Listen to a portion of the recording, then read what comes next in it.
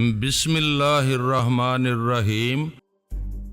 मेरे पास आने का मकसद क्या है, ये बताने आई हूँ कि तुम जिस औरत को महागुरु पांडे की बहन रत्ना समझते रहे हो वो रत्ना नहीं है और इसके पति का नाम प्रीतम नहीं है। असल रत्ना और इसका पति मोहनदास अब महागुरु पांडे के पास पहुँच गए हैं। पांडे ने गुस्सा थूक कर रत्ना की गलती माफ कर दी है और मोहनदास को अपना बहनोई तस्लीम कर लिया है। महागुरु पांडे तो अस्पताल में गहरे जख्म खाए पड़ा है। हाँ, रत्ना अस्पताल में जख्मी भाई के पास है और इसकी तीमारदारी कर रही है। वो औरत कौन है जो रत्ना बनकर मुझे धोखा देकर मेरे घर में रहती थी? वो मैं हूँ। तुम इतने अच्छे इंसान हो कि ना तुम्हें धोखा दिया जा सकता है और ना ही कोई नुकसान पहुँचाया जा सकता है। अगर मैं चाहती तो जिस तरह महाराज ने महागुरु पांडे को जख्मी करके अस्पताल पहुँचा दिया है, इसी तरह तुम्हें भी जख्मी करके इतना कमजोर बना देती कि फिर कभी तुम शक्तिमान न कहलाते मगर तुम इंसान के रूप में देवता हो। वाह, बहुत खूब। मुझे देवता भी कह रही हो और मेरी मुंह बोली बहन बनकर धोखा भी देती रही हो। मैं पहले नहीं जानती थी कि तुम किस कदर नेक इंसान हो। मुझे रफ्ता रफ्ता तुम्हारी खूबियां मालूम होती रहीं।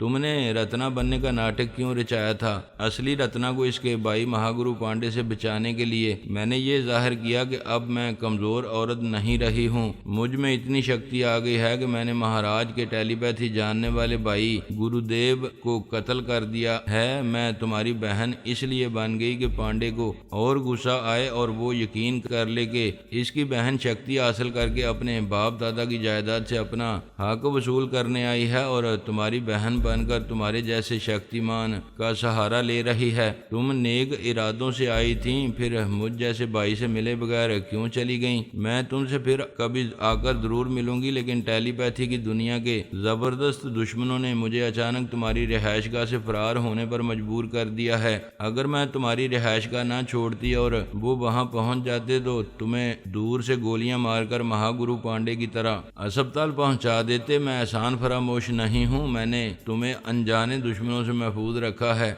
मैं तुम्हारे काम आता रहा, तुम मेरे काम आती रही हो। तुम आज भी मेरी बहन हो और हमेशा ये रिश्ता कायम रहेगा, जरूर कायम रहेगा। मैं तुमसे जरूर मिलने आऊंगी। अब जा रही हूँ। अपना असल नाम तो बताती जाओ। इसने महसूस किया कि दिमाग में पराई सोच की लहरें नहीं हैं। नाम पूछने से पहले ही वो जा चुकी थी। मानक जातिब ने सोचा ये अच्छा हुआ कि पांडे ने रत्ना की गलती माफ कर दी है। दोनों बहन भाई में मिलाप हो गया है। मुझे अस्पताल जाकर दोनों को मुबारकबाद देनी चाहिए। दूसरी तरफ अल्पा ने झुंझलाकर फैसला कर लिया कि जब तक बेटी इसे नहीं मिलेगी वो दूसरों को भी सुकून से नहीं रहने देगी। इसके ख्याल के मुताबिक महाराज मेरा गुलाम बना हुआ था। इसने सोच लिया कि मेरे महाराज के और जख्मी पांडे के मामलात में मुदाखलत करेगी। भारत में मोसाद के कई एजेंट थे। इसने एक एजेंट से कहा, पूरी शहर के आईजी ऑफ पुलिस से फोन पर राब्ता करो, मैं इसकी आवाज सुनूंगी। अपनी एक टीम बनाकर इस शहर में आओ, मुझे तुम लोगों की जरूरत पड़ सकती है। इस एजेंट ने कहा, मैडम मोसाद के 3 एजेंट अमेरिकी CIA के एजेंटों से मिलकर महागुरु पांडे को ट्रैप करना चाहते थे, मगर पांडे अस्पताल में जख्मी पड़ा है। दूसरे महागुरु मानक जातिब ने हमारे दूसरे सुरागर सानों को धमकी दी है कि वो पूरी शहर में नजर न आए। जो भी रत्ना को अगवा करेगा वो इसे जिंदा नहीं छोड़ेगा। वो अल्पा को मानक जातिब के बारे में तफसील बताने लगा। फिर इसने फोन के जरिए अल्पा को IG ऑफ पुलिस के दिमाग में पहुंचा दिया। जिस अस्पताल में महागुरु पांडे जेरे इलाज था, अल्पा IG के जरिए वहां के डॉक्टरों और नर्सों तक पहुंच गई। फिर रत्ना के दिमाग में आकर इसके ख्यालात पड़ने लगी। इसे पता चला कि रत्ना और पांडे के बाप दादा ने एक डायरी में लिखा था कि इन्होंने सलामत अली और करामत अली के साथ एक ही प्याले में दूध पिया था। इसके बाप दादा इन मुसलमानों के दूध भाई हो गए थे। इन्होंने पांडे को भी नसीहत की थी कि वो करामत अली के बेटे के साथ एक प्याले में दूध पीकर हिंदू मुसलमान के भाई भाई होने के रिवायत को कायम रखे। अल्पा को रत्ना के जरिए मजीद ये मालूम हुआ कि मैंने खुद को करामत अली का बेटा कहा है और इस तरह रत्ना और पांडे के चोर ख्यालात पढ़कर इनके खानदानी हालात मालूम करने के बाद चालबाजी से इनका बड़ा भाई बन बैठा हूँ। अल्पा ने रत्ना की सोच में इसके अंदर कहा, हमारे बड़े भैया टेली टेलीपैथी जानते हैं, क्या ऐसा नहीं हो सकता कि इन्होंने मेरे या पांडे भैया के चोर ख्यालात पढ़े हों और डायरी में लिखी हुई तमाम बातें मालूम की हों और फिर हमें बेवकूफ़ बनाने के लिए हमारे खानदानी दूध भाई बन रहे हों। रत्ना की अपनी सोच ने कहा, ये मैं क्या सोच रही हूँ बड़े भैया, फरहाद तो हमारे लिए देवता समान है। इन्होंने बहन भाई में सुलह कराई है। इतना बड़ा काम हमारे बड़े भैया के सिवा कोई नहीं कर सकता। अल्पा अपनी जगह दिमागी तौर पर हाजिर होकर अपना सर पकड़कर सोचने लगी, मैं उलझनों में रहकर जहानत से काम नहीं ले रही हूँ। मुझे समझना चाहिए था कि बरसों से बिछड़ी हुई बहन अपने भाई से मिलकर फरहाद की एहसानमंद होगी। मुझे इनके दरमियान दुश्मनी पैदा करने के लिए दूसरी चाल चलनी होगी। फरहाद इन बहन भाई की सुलह करा के पांडे जैसे रोबोट को अपने जेरे असर ला चुका है। मुझे पांडे को इसके असर से निकालना चाहिए, मगर कैसे? इसके दिमाग ने समझाया कि जल्दी नहीं करना चाहिए। रत्ना के दिमाग में रहकर पांडे के पास जाते आते रहना चाहिए। इस तरह वहां कोई शिकार खेलने का मौका जरूर मिलेगा। वो फिर एक बार रत्ना के दिमाग में आई। इस वक्त महागुरु मानक जाति व अस्पताल आया हुआ था। रत्ना और पांडे को सुलह करने पर मुबारकबाद दे रहा था। वहां रत्ना का पति मोहनदास भी था। मानक जाति कह रहा था, मुझे सबसे ज्यादा खुशी इस बात की है कि महागुरु पांडे ने ठंडे दिमाग से काम लेकर एक बड़े दिल वाला भाई होने का सबूत देते हुए रत्ना को गले लगा लिया। हमारे दुश्मनों का ख्याल है कि हम इस शहर के दो महागुरु आपस में लड़ते मरते रहेंगे, लेकिन मैं महागुरु पांडे के पास नेक इरादों के साथ आया हूं और चाहता हूं कि ये मुझे रत्ना बहन की तरह अपना भाई बना लें। हम भाई बनकर रहेंगे तो दुश्मन हमें आपस में कभी लड़ा नहीं सकेंगे। महागुरु मानक जाति की इंसान दोस्ती की बातों से सब खुश हो रहे थे। एक पुलिस अफसर दो सिपाहियों के साथ वहां मौजूद था। क्योंकि महागुरु मानक जाति पहली बार पांडे से मिलने अस्पताल आया था, ये शुबा था कि वो जख्मी पांडे से दुश्मनी कर सकता है। अल्पा ने रत्ना के पति मोहनदास के दिमाग में कब्जा जमाया। वो पुलिस अफसर के पास खड़ा हुआ था। इसने अचानक अफसर के होल्स्टर से रिवॉल्वर निकालकर मानक जाति पर गोली चलाई। इससे पहले कि कोई इसे पकड़ता, वो दूसरों से दूर होता हुआ मानक जाति पर फायर करता रहा। इधर उधर से भागते रहने के दौरान में फायरिंग के बायस मानक जाति को सिर्फ 3 गोलियां लगीं और 3 कुछ कम नहीं होती। बंदा मारने के लिए 1 गोली काफी होती है। मानक जाति गैर मामूली कुव्वतों का हामिल था। वो भी पांडे की तरह बुरी तरह जख्मी हुआ, फर्श पर गिरा लेकिन बेहोश नहीं हुआ। सिपाहियों ने मोहनदास को पकड़ लिया। वो अल्पा की मर्जी के मुताबिक कहने लगा, पांडे भाई, मैंने आपके हुक्म के मुताबिक इसे गोलियों से छलनी कर दिया है। आपने मेरी बीवी यानी अपनी बहन को माफ करके हम पर एहसान किया है। मैं आपके एहसान का बदला चुका रहा हूँ। पांडे ने गुस्से से पूछा, ई का कहत हो? हमने कब कहा रहा कि महागुरु मानक जाति को गोली मारो? का तुम पागल हो गवा हो? मोहनदास ने कहा, पांडे भैया आप फिक्र न करें, मानक जाति की हत्या का मुजरम मैं बन रहा हूँ। आप पर इल्जाम नहीं आने दूंगा। रत्ना ने मोहनदास की बात को जुटलाना चाहा। अल्पा इसके दिमाग पर छा गई। रत्ना ने इसकी मर्जी के मुताबिक कहा, भैया मेरा पति मोहनदास आप पर कुर्बान हो जाएगा, लेकिन आप पर इल्जाम नहीं आने देगा। ये आपके दुश्मन मानक जाति को कत्ल करने के जुर्म में फांसी चढ़ेगा और मैं अपने पांडे भैया की खातिर बेवा बनकर रहूंगी। एक तरफ मानक जाति को स्ट्रेचर पर डालकर ऑपरेशन थिएटर ले जाया जा रहा था और दूसरी तरफ पांडे गुस्से से चीख चीख कर कह रहा था, रत्ना, तोहरा और तोहरे पति का दिमाग खराब हो गवा है। का तुम दोनों हम दोनों का बीच दुश्मनी कराने आए रहे हो? हम बड़ा भैया का बात मान के ते को गले लगाया और ते हमरा गला काटने का वास्ते झूठ बोलत है और ई तेरा पति तो आस्तीन का सांप बन गवा है। हम मानक जाति और इसका बरादरी को का मुंह दिखाएंगे।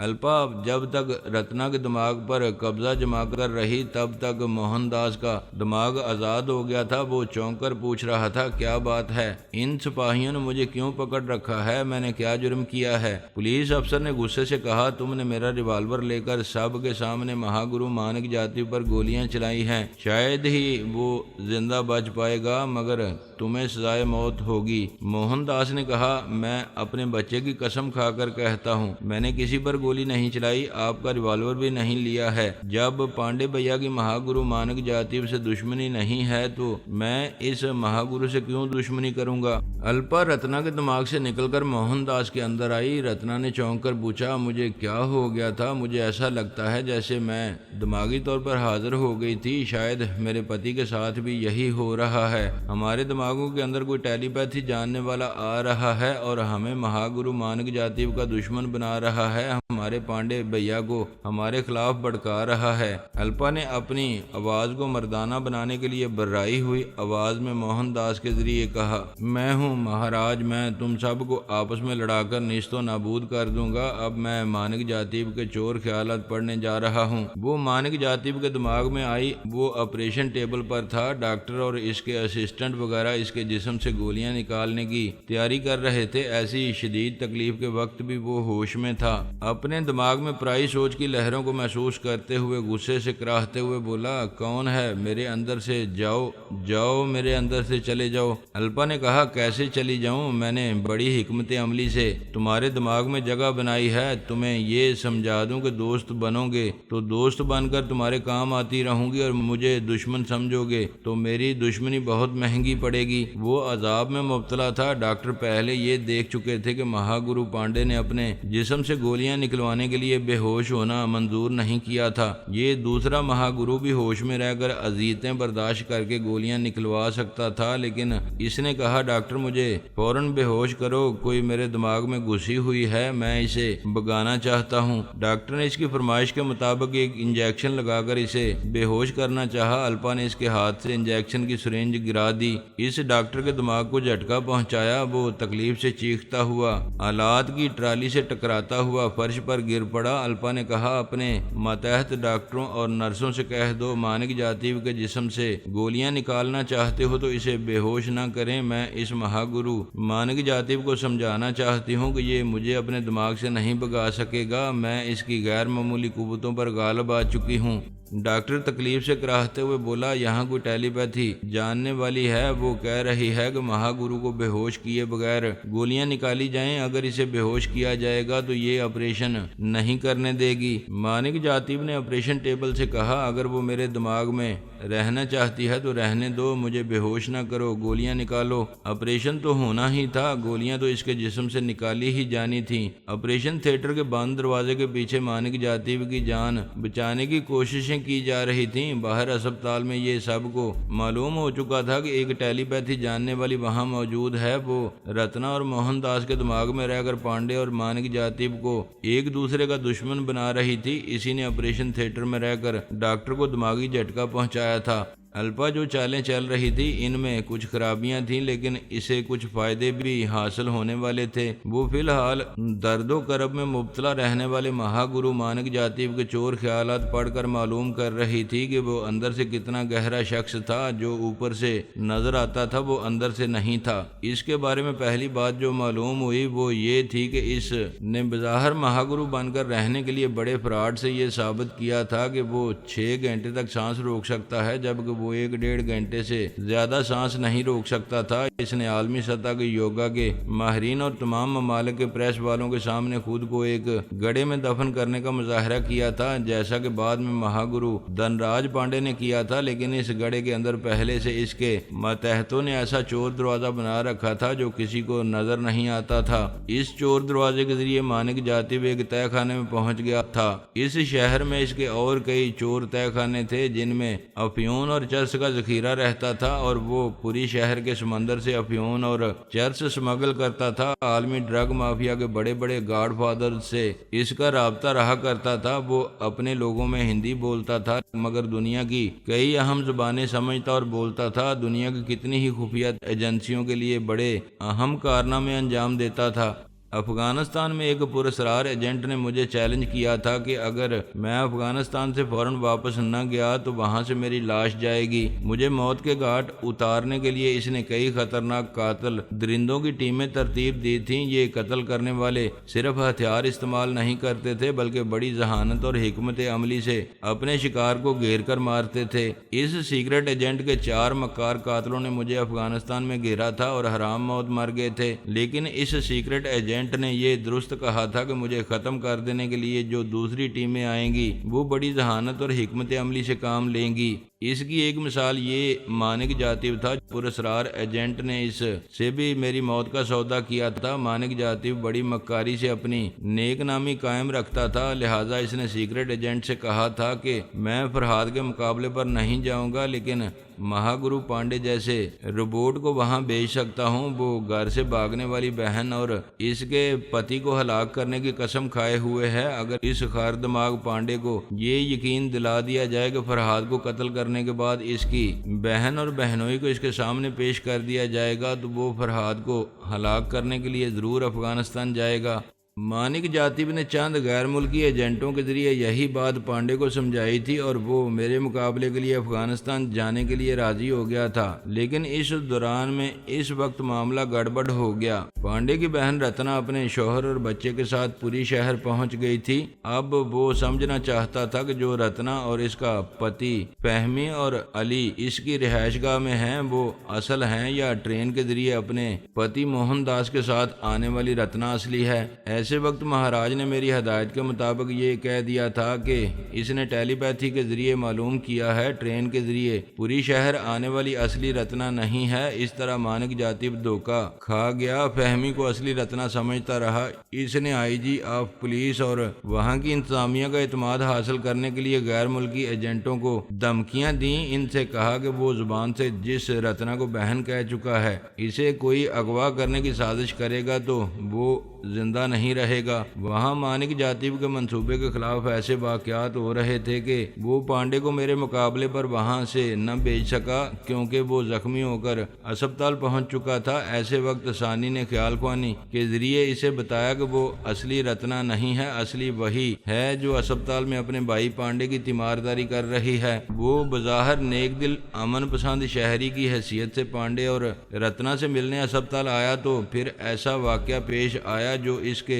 ख्वाबो ख्याल में भी नहीं था। वहां अल्पा ने पांडे और मानिक जातिब को एक दूसरे का जानी दुश्मन बनाने के लिए मोहनदास के जरिए मानिक जातिब को जख्मी करके ऑपरेशन थिएटर पहुंचा दिया। इसके चोर ख्यालात पढ़कर मालूम करने लगी कि वो मानिक जातिब ऊपर से जितना शरीफ है अंदर से इतना ही हरीफ है। जिस्म से गोलियां निकालने के दौरान में वो गैर मामूली कुव्वत बर्दाश्त के बावजूद कमजोर पड़ गया। पहले अल्पा की सोच की लहरों को महसूस कर रहा था, फिर कमजोरी के बाद दिमाग बेहिस हो गया। इसे पता न चला कि अल्पा इस पर गालिब आकर बड़ी खामोशी से तरमीमी अमल कर रही है। इसके दिमाग में ये नक्श कर रही है कि वो अल्पा की सोच की लहरों को आइंदा महसूस नहीं करेगा और ये समझ नहीं पाएगा कि वो अल्पा का मामूल और ताबेदार बन चुका है। मजीद ये कि इसकी दिमागी कमजोरी दूर होने तक कोई इसके दिमाग में आना चाहेगा तो वो चंद सेकंड के लिए बार बार सांस रोककर इसे भगा देगा। फिलहाल मानिक जातिब की ये असलियत अल्पा को मालूम हुई। एक बार